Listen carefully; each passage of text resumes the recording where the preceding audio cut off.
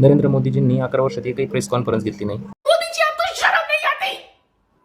कारण ते खूप स्ट्रॉंग आहे. तर स्ट्रॉंग असल्यामुळे त्यांचं जे दाबड आहे का ते असं पॅक बसलंय असं, तर ते उघडत नाही. परंतु त्यांचं काम बोलतं. तर काम काय? मेक इन इंडिया, लोकांना चिवत्या बनवलंय. दुसरं काम आहे स्वच्छ भारत, अंधभक्तांचं डोकं साफ करून टाकले. तिसरं काम आहे भ्रष्टाचारमुक्त भारत. बाबांनो, यांच्या पार्टीतले भ्रष्टाचारी प्लस काँग्रेसमधले घेतलेले भ्रष्टाचारी दोघं मिळून डबल स्पीडनं भ्रष्टाचार करताय. शेतकऱ्याचं उत्पादन डबल करणार होते, ते नाही, एक एक करणार ना. आता भ्रष्टाचार डबल केलाय, ते थोडं लेट करू.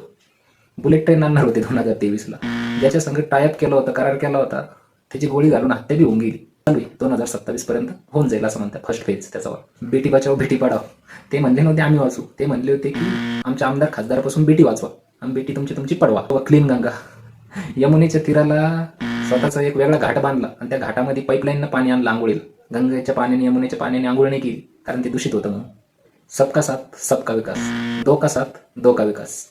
बलात्कारांचा भ्रष्टाचारांचा साथ घेऊन अदानी अंबानीचा विकास. स्किल इंडिया मिशन, अंधभक्तांना मस्जिदी पुढे नाचायची स्किल आली आहे आणि लहान पोरांकडे ढोंगी बाबा बनायची स्किल आली. तर सक्सेस. स्मार्ट सिटीज मिशन, मोदीची स्मार्ट झाले. फक्त मशरूम खाऊ खाऊ गुलाबी कलर झालाय, चमडीचा चटक गुलाबी चटक कलर झाला. ब्लॅक मनी 1 रुपया वापस आणला नाही.